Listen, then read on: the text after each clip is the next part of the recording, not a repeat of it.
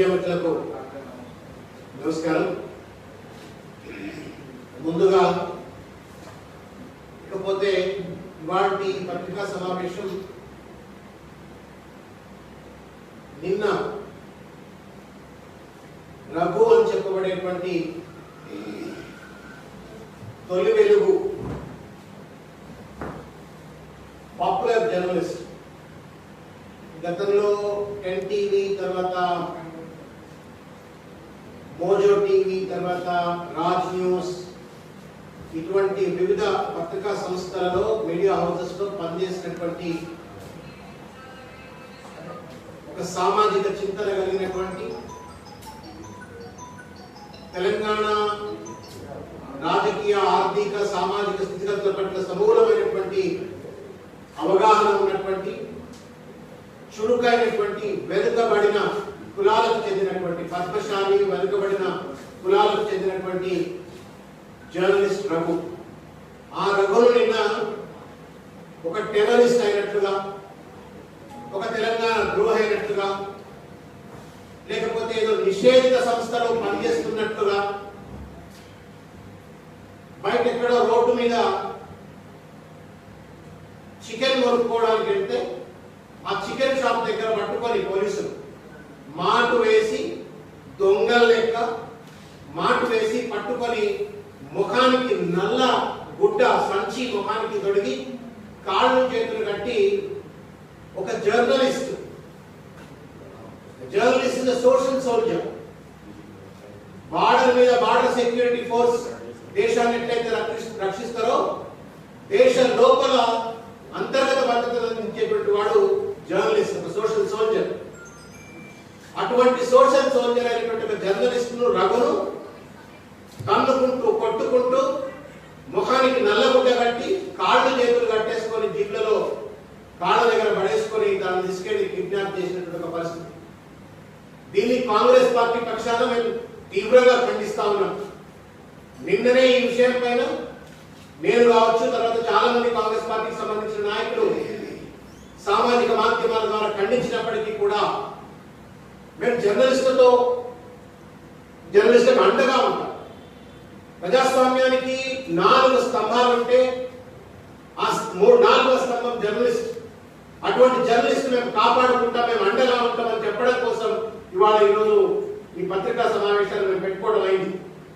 ఇవాళ దురదృష్టకరం, ఒక ఉద్యమ నేపథ్యంలో తెలంగాణ రాష్ట్రం ఏర్పడితే ఉద్యమ పార్టీ అని చెప్పుకోబడుతున్నటువంటి టిఆర్ఎస్ వాళ్ళ ఒక ఉన్మాద పార్టీగా మారిపోయినటువంటి పరిస్థితి చూస్తాం. ఉద్యమ పార్టీ కాస్త ఒక ఉన్మాద పార్టీ, కేవలం ఆధిపత్యం, అహంకారం, అణచివేత, అవినీతి అనేటువంటి 4 స్తంభాల మీద పరిపాలన కొనసాగిస్తూ మదన్ తోటి, అర్థమైనటువంటి డబ్బు సంపాదించిన మదన్ తోటి, అధికారంతో కన్ను మిన్ను వాలకుండా ఇవాళ ప్రశ్నించే గొంతుకను అణచివేసేటువంటి ఒక దుర్మార్గమైన ఉన్మాద పార్టీగా ఇవాళ టీఆర్ఎస్ మారిపోయింది. దానికి నిదర్శనమే రఘు మీద చేసినటువంటి ఒక దాడి అని చెప్పి కాంగ్రెస్ పార్టీ భావిస్తా ఉంది. It's not an arrest, it's an attack. ఎందుకు ఈ మాట అంటా ఉన్నామంటే 9:30 గంటలకు భార్యకు చెప్పి ఇంట్లో నుంచి బయటకు వెళ్ళిండు రఘు. నేను చికెన్ పట్టుకొస్తా, పాపకు పిల్లలకు మంచిగా చికెన్ వండి పెట్టాలా అని చెప్పి మోటార్ సైకిల్ తీసుకొని 9:30 గంటలకు బయటకు వెళ్తే 1:30కు వచ్చి 51 నోటీస్ సర్వ్ చేసి 12:45 మేము అరెస్ట్ చేసినామని చెప్పారు. ఈ మధ్యలో రఘు అరెస్ట్ అయిండు అని చెప్పిన వార్త బయటికి రాగానే సామాజిక మాధ్యమాల్లో కావచ్చు, మాలాంటి వాళ్ళందరూ కూడా రఘు పైన కిడ్నాపర్లు దాడి చేసిందట, అరెస్ట్ చేసి ఎక్కడికి ఎక్కపోయిందట, అతను కాపాడవలసిన బాధ్యత ప్రభుత్వాన్ని, పోలీసులదే అని చెప్పని ట్వీట్ చేయడంతో, ఫేస్బుక్ లలో పెట్టడంతో ఇమీడియట్ గా అబ్బాయి ఏదో చేయదారిపోయేటట్టుంది, లోపల తీసుకుపోయి గుడుగుడాలు లెక్క దొంగ లెక్క కొడదామనుకున్నారు, చంపుదామనుకున్నారు, ఇంకేం చేద్దామనుకున్నారు. ఎప్పుడైతే సామాజిక మాధ్యమాల్లో ఈ రకంగా కిడ్నాప్ జరిగిందట ఒక వార్త రావడంతో సీసీటీవీ ఫుటేజ్ అవి బయటపడతాయి అనుకున్నారేమో, దొంగల లెక్క 1:30కి వచ్చి మళ్ళా నోటీస్ సర్వ్ చేసి మేము 12,000 అరెస్ట్ చేసినామని చెప్పని బుకాయించి తప్పించుకునే ప్రయత్నం చేసినారు. What kind of policing is this? ఇది ఫ్రెండ్లీ పోలీసింగా? మీరు కాకీలా? గులాబీ పార్టీకి బానిసలా, గులాములా? గులాబీ పార్టీ గులాముల లెక్క తయారైపోయింది కదా. కేటీఆర్ కబ్జా కోరేటువంటి ఆరోపణలు ఎదుర్కొంటున్న సైరెడ్డి చెప్పిండు అని చెప్పని ప్రశ్నించే గొంతుగా తొక్కేస్తారా మీరు? జర్నలిస్టులు ఇంత అర్థమైనట్టుగా దీంట్లో వ్యవహరిస్తారా? ఏం మదనని, ఏం అహంకారమని? అధికారం ఎవరి శాశ్వతం కాదు. మంచి మంచి నియంత్రణ మట్టి కలిసిపోయాడు. ఒకసారి చరిత్ర తిరిగే చూడండి. ఎవడైతే జర్నలిస్టులను అణచివేయాలని ప్రయత్నం చేస్తాడో, ఎవడైతే ప్రశ్నించే గొంతుకలు అణచివేయాలని ప్రయత్నం చేస్తాడో, ఎవడైతే ప్రజాస్వామ్యాన్ని కూలి చేయాలని ప్రయత్నం చేస్తాడో వాడికి తప్పనిసరిగా తమ మూల్యం చెల్లించుకునే పరిస్థితి గతంలో చూసినాం. ఇవాళ టీఆర్ఎస్ సర్కార్ కేసీఆర్ గారు కూడా తప్పనిసరిగా మూల్యం చెల్లించుకోవాల్సిన పరిస్థితి ఏర్పడుతుంది. చీకటి రాజ్యం నడుస్తా ఉంది తెలంగాణలో. ఇవాళ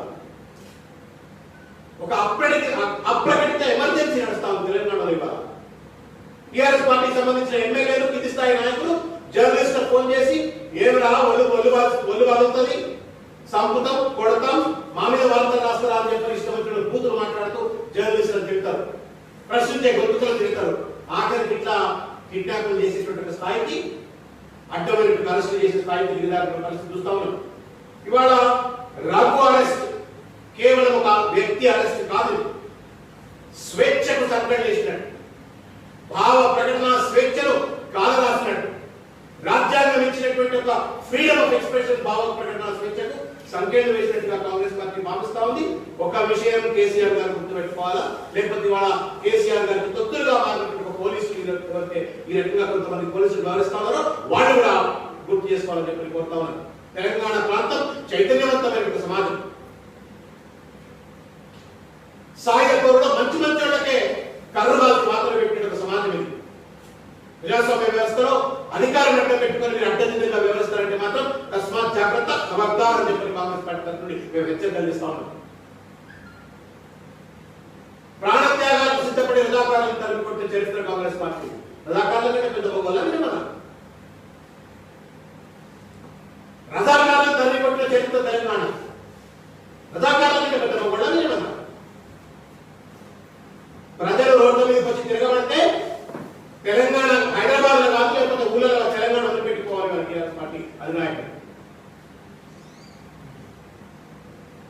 నాకు షోయబుల్లా ఖాన్ అంతా గుర్తొచ్చింది. నిన్న రఘును అరెస్ట్ చేసిండ్రు, ఆ రకంగా కళ్ళ నల్లగూడ గట్టి తీసుకుపోయిన కాళ్ళు చేతులు గట్టి తీసుకుపోయినట్టే. ఆ రోజు నిజాం పరిపాలనలో కాశీం రజ్వీ నిజాంకు వ్యతిరేకంగా, కాశీం రజ్వీకి వ్యతిరేకంగా వార్తలు రాస్తున్నాడు అన్నట్టుగా అక్కస్తోటి, కక్షతోటి కాశీం రజ్వీ చేతులు నరికి షోయబుల్లా ఖాన్ చంపిండట. ఇవాళ కేసీఆర్ గారు కూడా కాశీం రజ్వీ కంటే అధ్వానంగా ఇవాళ తయారైన పరిస్థితి చూస్తా ఉన్నాం. ఆయన నిజాం పాలనలో కాశీం రజ్వీ ఉంటే కేసీఆర్ గారు కూడా కల్వకుంట్ల కాశీం రజ్వీగా వ్యవహరిస్తే ఇవాళ మీడియాను కూడా అణచివేసేటువంటి రీతిలో షోయబుల్లా ఖాన్ ఏ రకంగా అయితే కాశీం రజ్వీ అణచివేసే ప్రయత్నం చేస్తే ఇవాళ మరో కాశీం రజ్వీగా, కల్వకుంట్ల కాశీం రజ్వీగా కేసీఆర్ గారు ఇవాళ రఘులు కావచ్చు, ఇంకా మీడియా వాళ్ళందరినీ కూడా అన్నింటినీ బెదిరించి ఆఖరికి blackmail or bulldoze or by అనేటువంటి రీతిలో వ్యవహరిస్తూ ఇవాళ దుర్మార్గమైన ప్రయత్నం చేస్తా ఉన్నారు. ఉద్యమంలో మనం అందరం చూస్తాం. తెలంగాణ ఉద్యమ కాలంలో మిలియన్ మార్చ్ జరిగితే ఇదే జర్నలిస్టులకు సంబంధించిన డిఎస్ఎల్జీ వెహికల్స్ తగలబెట్టారు. జర్నలిస్టుల యొక్క కెమెరాలు అక్కడ హుసేన్ సాగర్ లో పడేసిండ్రు, పోలీసుల మీద దాడులు చేసిండ్రు. ఆయన ఆంధ్ర పోలీసులే ఈ రకంగా ఒత్తిడి అడ్డమైనటువంటి అణచివేత పాల్పడలేదే. మనవాడే అని చెప్పాలంటే మీరే ఈ రకంగా మరణ శాస్త్రం రాస్తే ఎంత సమంజసం అని చెప్పని మనం ప్రశ్నిస్తా ఉన్నాం. తెలంగాణ ఏర్పడిన తర్వాత మేము అనుకున్నాం ఆంధ్ర కక్ష రాజకీయాలు, ఫ్యాక్షన్ రాజకీయాలు అన్ని పోయినాయి. ఒక శాంతియుతంగా ప్రజాస్వామ్యబద్ధంగా మనం బతకొచ్చు అని చెప్పని కలలు అంటే ఇవాళ కేసీఆర్ గారి యొక్క అహంకార ఆధిపత్య పరిపాలనలో ఒక కక్ష సాధింపు రాజకీయాలు, మళ్ళా ఒక ఫ్యాక్షన్ రాజకీయాలు మనం చూస్తున్న పరిస్థితి స్పష్టంగా కనబడతా ఉంది. గొంతెత్తిన అడ్వకేట్లతో గళమెత్తి పెన్నుతో ప్రభుత్వం చేస్తున్న తప్పిదాలను ఎత్తితే జర్నలిస్టుల పైన దాడులు చేస్తూ అరెస్టు చేస్తున్న పరిస్థితి చూస్తా ఉన్నాం. పార్టీలను బెదిరించినారు, పార్టీలను లోపరుచుకున్నారు, నాయకులను బెదిరించిండ్రు, లోపరుచుకున్నారు, ఓటర్లను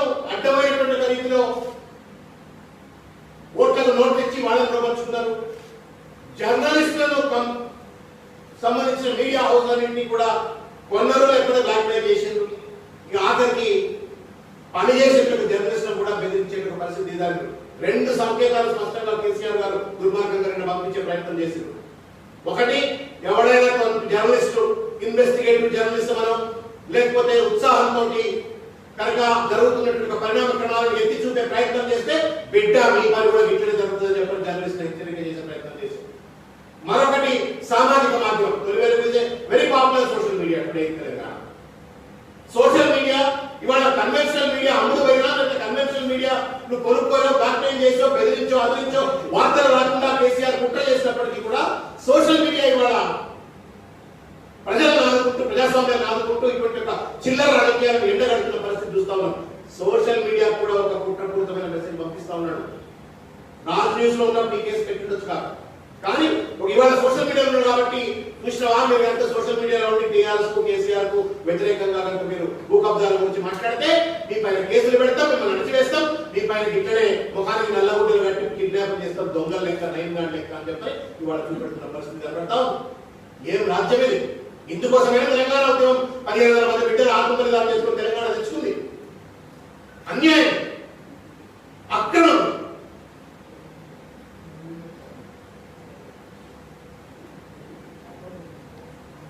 ఇవాళ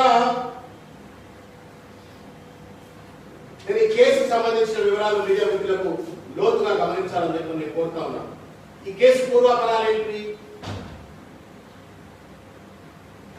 7వ తారీఖు ఫిబ్రవరి 2021 ఈ సంవత్సరం ఫిబ్రవరి 7వ తారీఖు నాడు గుర్రంపూడు అనేటువంటి ఒక తండాలో ఏదైతే అక్కడ ఉన్నటువంటి ఒక హుజూర్ నగర్ శాసనసభ్యుడు సైద్ రెడ్డి గిరిజనులకు సంబంధించిన భూమిని కబ్జా చేసుకొని తన యొక్క వ్యాపార సామ్రాజ్యాన్ని నిర్మించుకుంటున్నాడు అనే ఒక వార్తను మనం చూసినాం.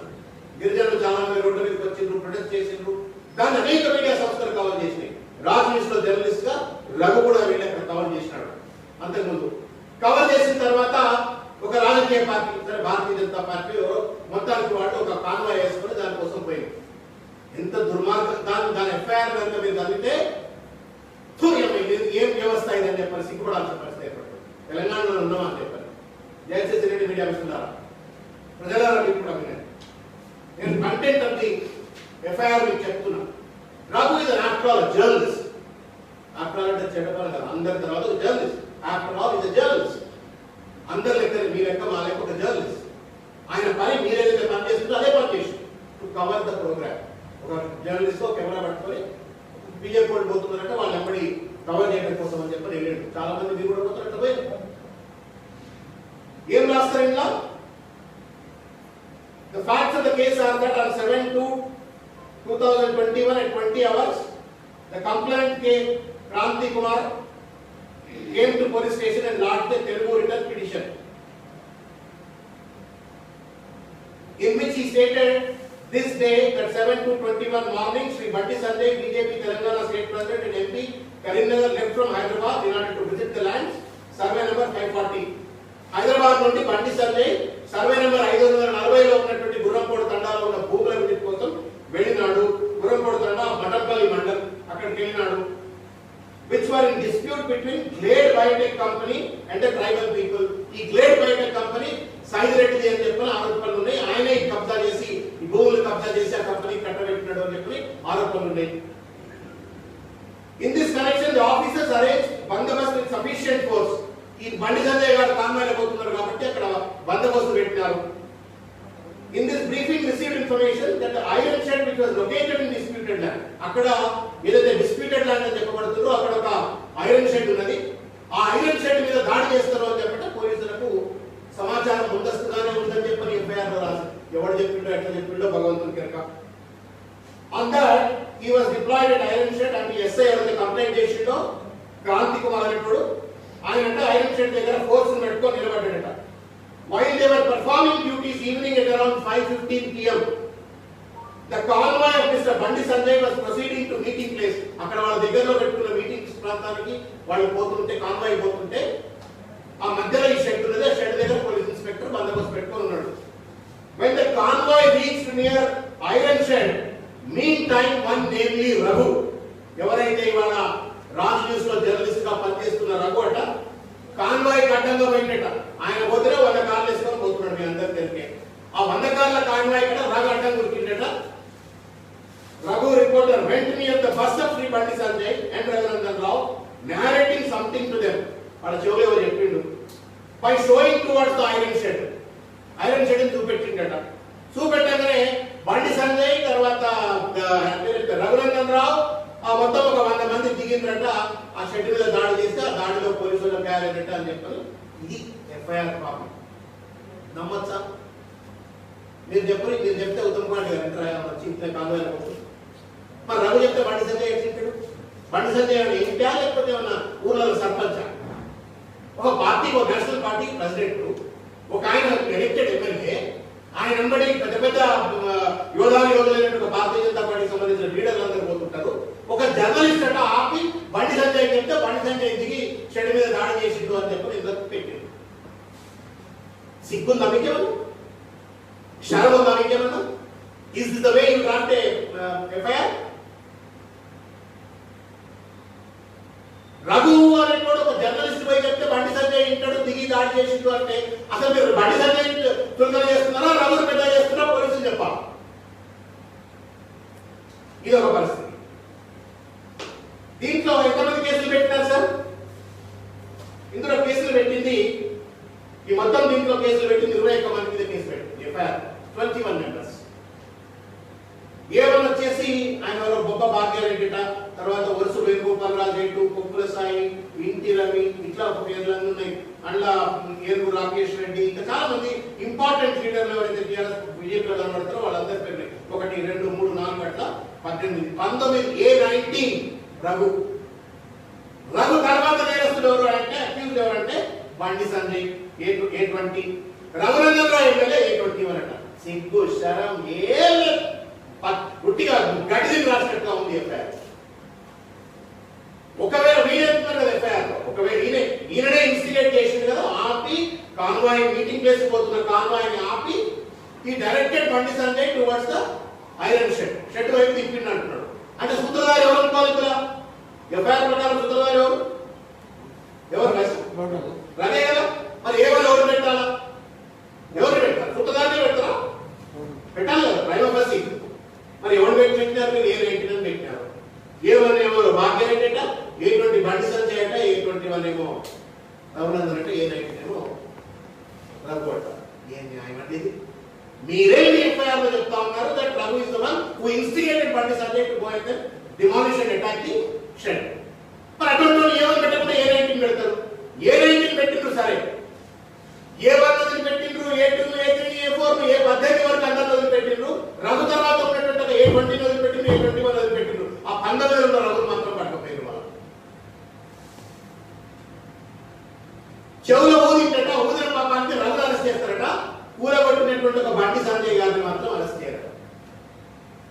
కూలగొట్టినటువంటి ఒక దాడికి పాల్పడ్డాడు అని చెప్పబడుతున్నటువంటి ఎఫ్ఐఆర్లో రఘునందన్ గారి మీద కేసులు పెట్టారట. ఏం న్యాయం? మరి బండి సంజయ్ గారు అంటే భయపడుతున్నారా, లేకపోతే దుబ్బాక రఘునందన్ రావు అంటే భయపడుతున్నారా తెలియదు.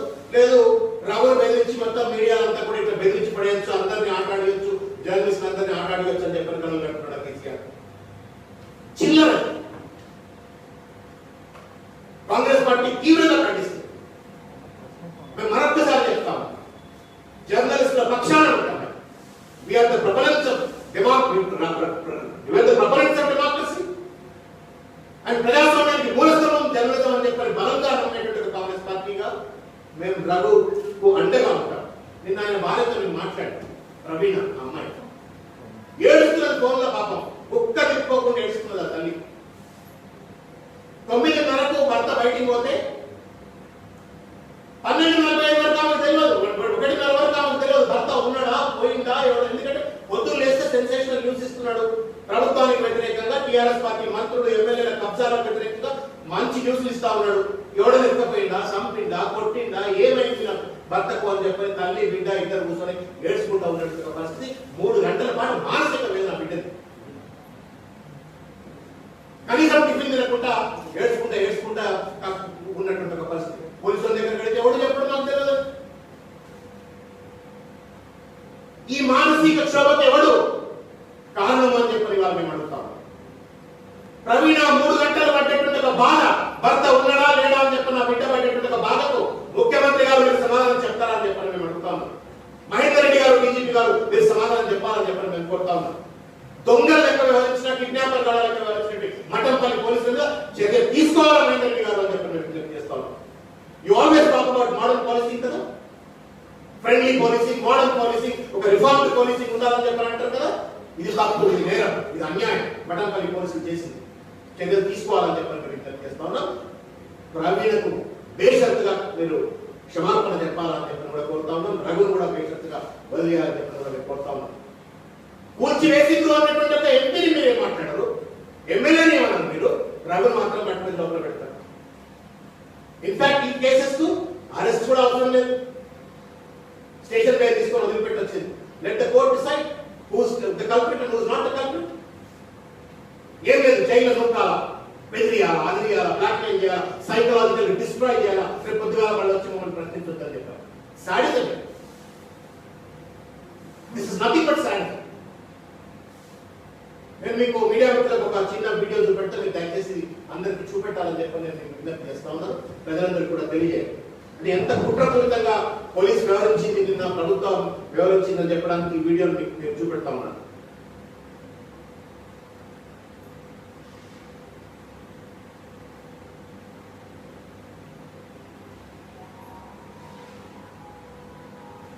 నేను ఇక్కడ ఫోకస్ చేయగలుగుతాను కదా, పర్లేదా?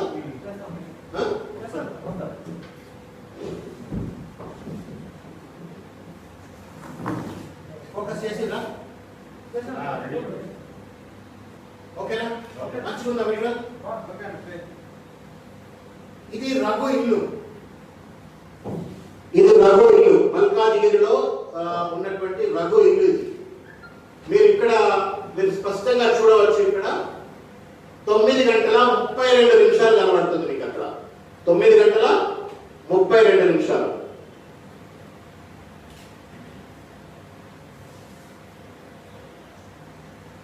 చూడండి.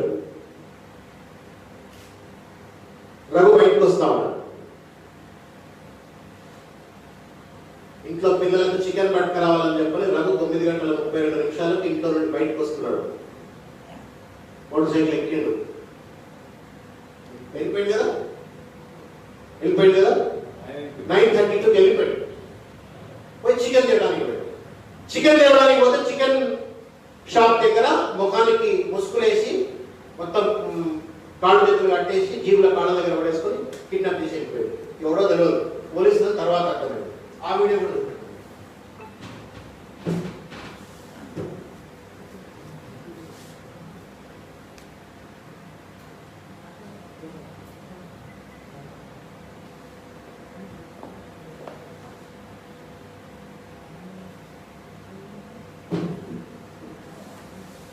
మిత్రులను ఎంతమంది చెప్పినట్టుగా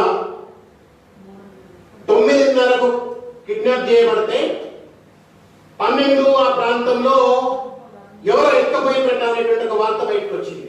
సోషల్ మీడియాలో పుంకాలుగా రఘుకు మద్దతుగా ట్వీట్లు, ఫేస్బుక్ లో పోస్టింగ్లు వచ్చాయి. పోలీసులకు లాభం గడిచినాయి. అమ్మాయి ఇళ్ళని చెప్పని అప్పుడు వచ్చి they are serving this notice. ఏంటిది నోటీస్? 50A1 CRPC notice. అప్పుడు వచ్చి సర్వ్ చేస్తున్నారు. ఎంత అబద్ధం ఆడిందంటే మీడియా సోదరులారా, PS Mattampalli, he was arrested on 3/6/20. He was arrested on 3/6/2021 at 12:45. 12:45కు ఆయన ఇంటి నుంచి అరెస్ట్ చేసినామని చెప్పి ఆయన భార్యకి సంతకం పెట్టుకోపోయాడు. సిగ్గు, shameless, క్రైమింగ్.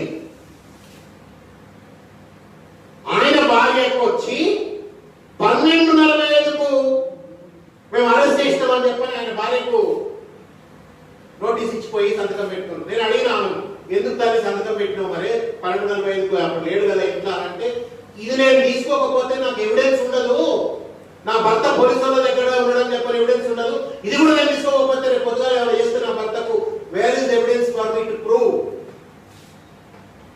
That he is being picked up or napped by police అనేటువంటి ఒక ఎవిడెన్స్ ఉంటుంది కాబట్టి ఆ ఎవిడెన్స్ కోసమన్నా అని చెప్పి నేను తీసుకున్నాను చెప్పని ఆ తల్లి చెప్తా ఉంది. 9:30 ఇంటికి బయటకు వెళ్ళిపోయింది, ఇంటికి రాలా. ఇది 1:30 వీడియో మీకు చూపెట్టబోయేది. ఎక్కడో దాంట్లో కిడ్నాప్ చేస్తారు, 12:45 అరెస్ట్ చేసినామని చెప్పని నోటీస్ ఇస్తారు, just to mislead the courts and the judiciary.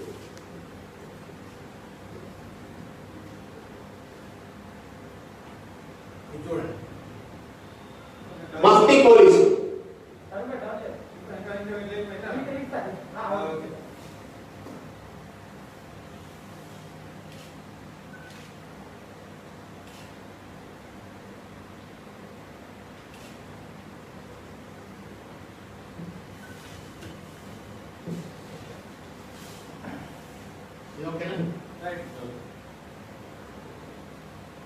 మఫ్టీలు వచ్చిండ్రు, రౌడీ లెక్క గుండా లెక్క చూస్తే పోలీసులు అనుకుంటారా? సివిల్ డ్రెస్ లో వచ్చిండ్రు. మీరు టైం చూడవచ్చు, ఇక్కడ 1:30 1:30 వచ్చిండ్రు. వచ్చి 12:45 అరెస్ట్ చేసినామని చెప్పని నోటీస్ ఇచ్చిపోయింది. మీరు చూడొచ్చు, దీని లోపలికి వెళ్ళాలందరూ. ఇది తెలంగాణ ఫ్రెండ్లీ పాలసీ. ఇది కేసీఆర్ గారి యొక్క దురహంకార ఆధిపత్య అణచివేత పాలనకు నిదర్శనం.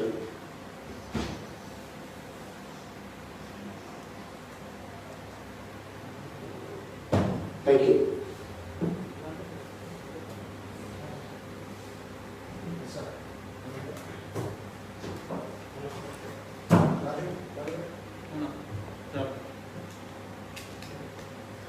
నేను మీడియా మిత్రులకు ఒక్క మాట చెప్పదలుచుకున్నా. రానున్న రోజుల్లో ఇంకా చాలా ఉంటాయి ఇటువంటి. కేసీఆర్ గారి విశ్వరూపాన్ని ఇంకా చూడాల్సి వస్తుంది.